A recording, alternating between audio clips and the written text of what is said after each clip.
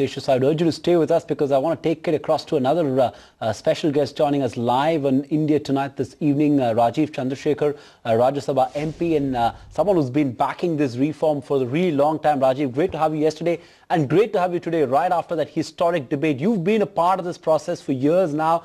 You've been publicly advocating for this, irrespective of which government was in power. Surely you must be a happy man that we finally arrived at some sort of a political consensus on this landmark reform. Yeah, no, absolutely. I think today is a big day. It's a historical day. It was alluded to by many members of parliament who spoke today, including myself, that we knew history was being made. So it was an epic day, and it was made sweeter by the fact that what got done in parliament was unanimous. There was hardly any opposition to the bill that was presented as amended by the government. So all around, a good day at work. Yeah. A good day at work indeed, but Rajeev Chandrasekhar, a quick word on what next, because this is just the process has just begun. One will have to say, even as we celebrate what is done today, there's much more that needs to be done from here on. We need the GST law to come back to the Rajya Sabha. How do you see the process panning out from here on, and how much time do you think it'll take before goods and services tax finally becomes a reality? No, I think as the finance minister alluded in his reply today, there is a lot of work to be done in terms of the actual tax rates, the slabs.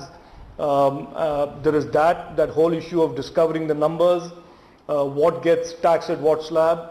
And then there is the whole issue of the actual execution of it, the IT platforms, getting the states on board, getting both those laws passed in the winter session, the IGST and the CGST bills passed. By the way, this constitutional amendment also needs to be ratified by the state assemblies. So there is a lot of stuff that is focused on both legislatively being achieved as well as on the ground, the infrastructure and the logistics to actually roll out the taxation platforms. Rajeev, a quick question about the last part of the debate in Parliament, and it really got down to whether it should come as a money bill when the law finally comes in or as a finance bill. As a member of the August House, I'm presuming you would want to commit as a finance bill as well. Are you disappointed that the finance minister did not make that commitment? No, I don't think so. I think what he said is exactly what the correct position is. He said, I will do what is constitutionally right. I will not duck a debate. I will discuss it with all the parties. And look, I think it's quite clear to the government now that building consensus around big ticket reforms, big deal reforms is a good thing to do, and it is paying off for them. So I don't think there will be any attempt to duck a debate or to bypass parliament. And I think that is a little bit of a paranoia on part of some of the opposition members. And I think the finance minister responded as he should, which is that we still don't have the contours of the GST law in front of us. It's very difficult to now start giving assurances on something we don't have.